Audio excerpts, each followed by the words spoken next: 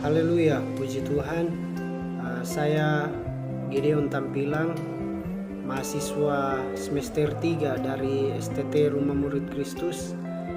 Dan saat ini saya akan memaparkan materi dari mata kuliah Doktrin 4 tentang angelologi dan satanologi. Dan saat ini materi kelompok kami yaitu tentang sifat malaikat.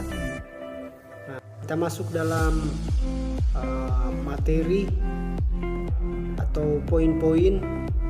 Nah, poin yang pertama yaitu malaikat bukanlah roh manusia yang mati dan juga bukan manusia yang dimuliakan. Nah, ini adalah sebuah kesalahpahaman bahwa setelah meninggal manusia akan berubah menjadi malaikat. Nah, kita harus perlu mengetahui bahwa malaikat ini tidak bisa mati atau tidak akan mati. Malaikat diciptakan oleh Allah. Mereka bukanlah manusia yang sudah mati lalu dibangkitkan. Kita bisa melihat dalam Kolose 1 ayat 16. Memang ada manusia yang akan dibangkitkan untuk hidup di surga. Mereka tidak akan mati lagi. Ini adalah karunia dari Allah. Kita bisa melihat dalam 1 Korintus 15 ayat 53 sampai 54. Nah, dan menjadi catatan yang sangat penting bagi kita manusia dan malaikat adalah ciptaan Tuhan yang dimuliakan namun memiliki kedudukan yang berbeda. Kemudian poin selanjutnya, malaikat adalah makhluk roh. Ia sering menampakkan diri dalam rupa manusia. Yesus menyatakan bahwa roh tidak mempunyai tulang dan daging. Meski demikian, malaikat bisa menampakkan diri dalam bentuk manusia dan dalam beberapa peristiwa selalu dalam bentuk laki-laki biasanya. Kita bisa melihat dalam Yesaya 6 ayat 1 sampai 3. Di situ menggambarkan bahwa malaikat ini memiliki ciri-ciri seperti manusia dengan memiliki suara, memiliki wajah, dan kaki. Selain itu, ciri-ciri malaikat sering digambarkan sebagai susu yang memiliki sayap. Kemudian selanjutnya, malaikat tidak memiliki gender dalam Matius 22 ayat 23. Nah, memang malaikat tidak memiliki jenis kelamin karena Allah menciptakan malaikat hanya khusus untuk menyembah Tuhan dan melaksanakan sebuah perintah dan tugas-tugas yang diberikan. Dalam hal ini, malaikat tidak secara khusus mengatakan bahwa mereka itu laki-laki atau perempuan. Nah, sama pula halnya dengan Allah selalu menyebut dirinya sendiri dengan menggunakan istilah maskulin. Sebagaimana kita ketahui, sekalipun Allah bukanlah laki-laki atau perempuan, kenapa Allah menggunakan istilah maskulin? Karena agar Allah bisa lebih menggambarkan siapa dia dan apa yang dilakukannya, khususnya dalam budaya laki-laki pada zaman Alkitab ditulis.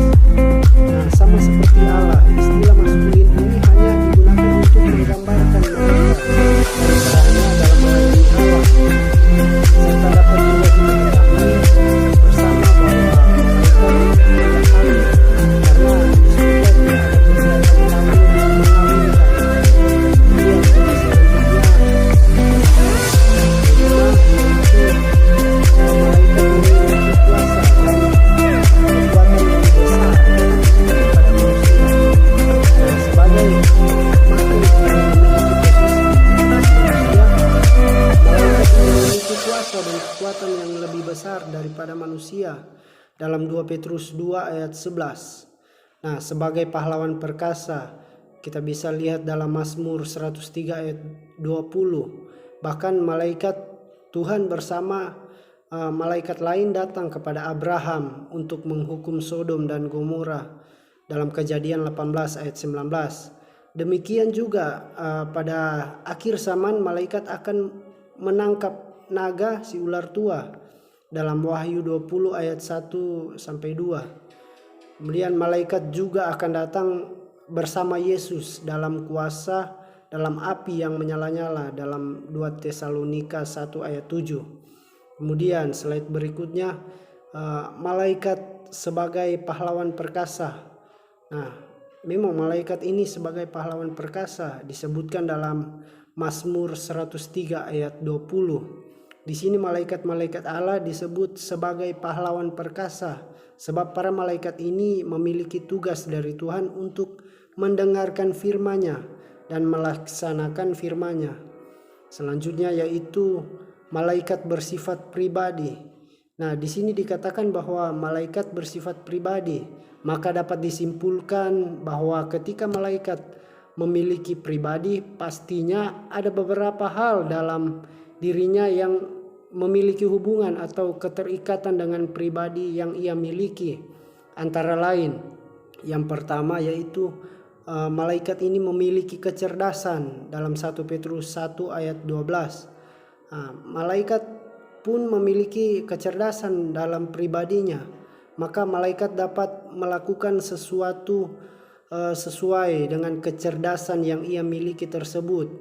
Nah, kemudian yang kedua, malaikat memiliki perasaan dalam Lukas 2 ayat 13.